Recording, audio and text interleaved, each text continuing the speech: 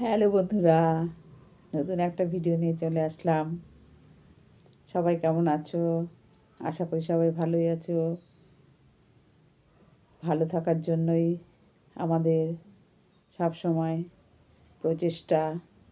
সেই ভালো থাকা শারীরিক হোক বা মানসিক হোক বা পারিপার্শ্বিক হোক বা বন্ধুবান্ধব আত্মীয় স্বজন পরিবারের সবাইকে নিয়ে একসঙ্গে ভালো থাকা অনেক রকমেরই আছে, কিন্তু প্রত্যেকটা ভালো থাকার মধ্যেই সবসময় নিজেকে ভালো রাখার চেষ্টা আগে করতে হবে।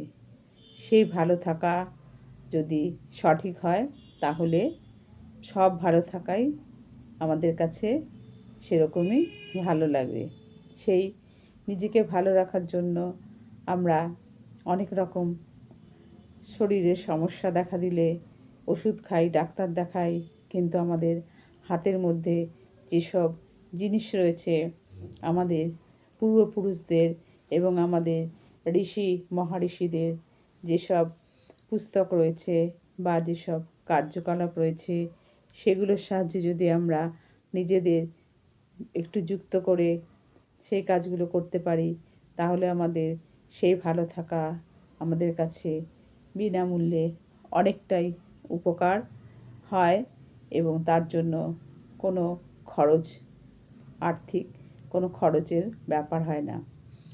অনেকে আমাকে বলে যোগা সেন্টারে যেগুলো আমি করাই সেগুলো তো প্যাকেজের মধ্যে পড়ে সব কিছুই, যার যে সমস্যা সেগুলো আমি বলে দিই।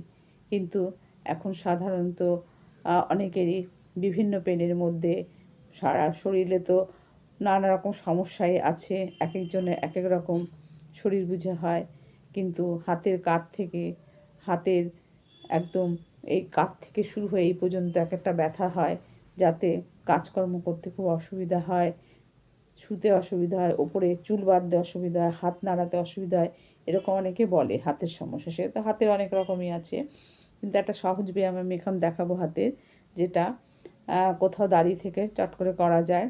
সেরকম একটা সহজ ব্যায়াম হলো ওয়ালের সঙ্গে আমাদের হাতটাকে রেখে ওপর নিচে ওঠাতে হবে, ডানে বাঁয়ে নিতে হবে।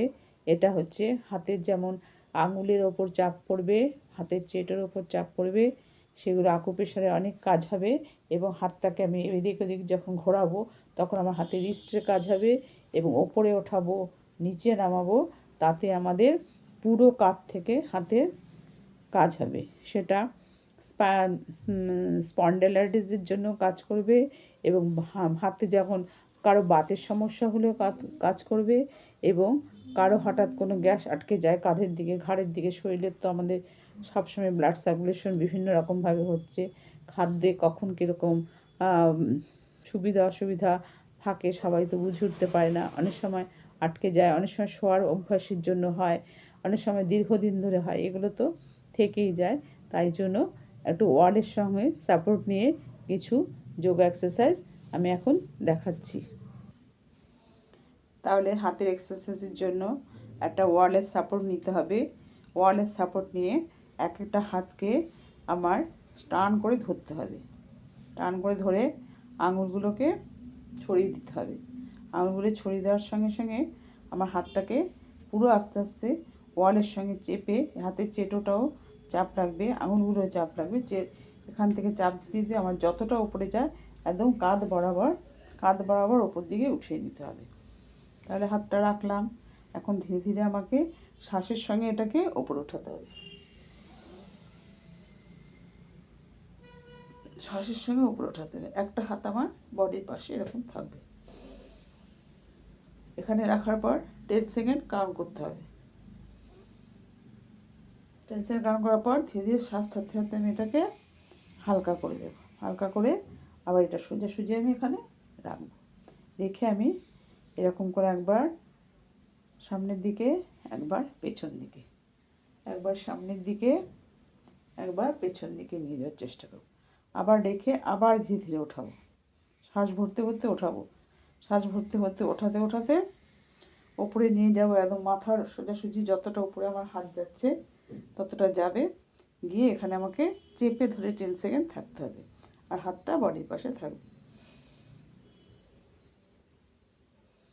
আবার ধীরে ধীরে চলে আসবে হাতটা, এসে আবার ডান দিক বাঁ দিক, ডান দিক বাঁ দিক। তাহলে কী হলো, হাতে এখানটায় চাপ পড়ছে, এখানে আমার যেসব আকুপ্রেশার রয়েছে সেখানে, আর এই যে আমাদের শিরাটা রয়েছে এই শিরাটার উপরে চাপ পড়ছে, এই শিরাটার উপরে চাপ পড়ছে, আর হাতের তো বিভিন্ন পয়েন্ট রয়েছে, আর এটারও চাপ পড়ছে, আর এখানেও চাপ পড়ছে।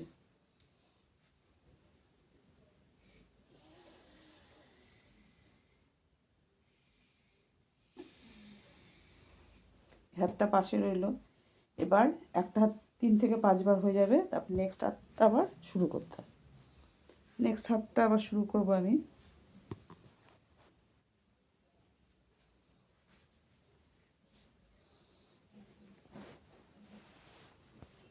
এখানে থাকবে হাতটা পুরো, এটা সোজাসুজি হাতটা আমার রইলো। এবার আস্তে আস্তে উপরে উঠিয়ে নিয়ে যাবো, 10 সেকেন্ড কাউন্ট করতে করতে উপরে নিয়ে যাবো, আর এই হাতটা আমার বডির পাশে থাকবে, এখানে থাকবে। আবার ধীরে ধীরে নামিয়ে নিয়ে আসবো, আঙুলগুলো ছড়িয়ে দেবো।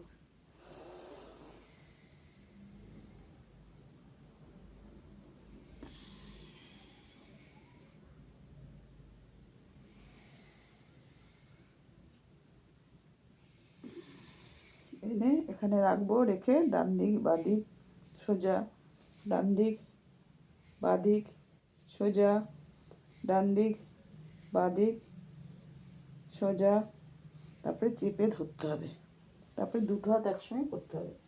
এখানে রাখবো, রেখে দুটো হাত একসঙ্গে করবো।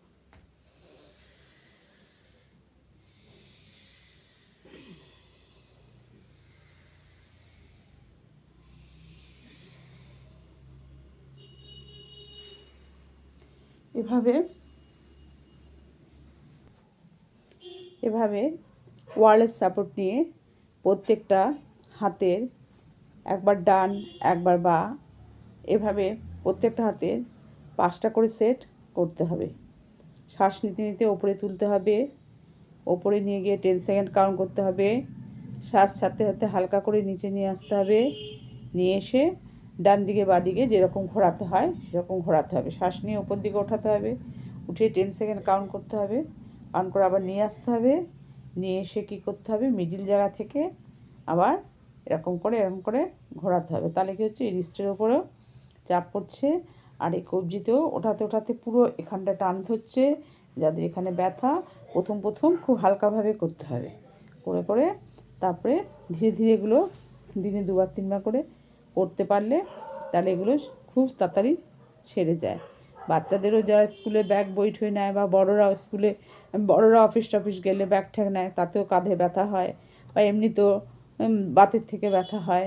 ব্যথার তো কোনো কারণ চট করে বোঝা যায় না, কিন্তু যদি আমরা এগুলো করতে পারি সঠিকভাবে তাহলে এতে খুব চট করেই সেরে যায়, ওষুধের বিশেষ কোনো প্রয়োজন হয় না।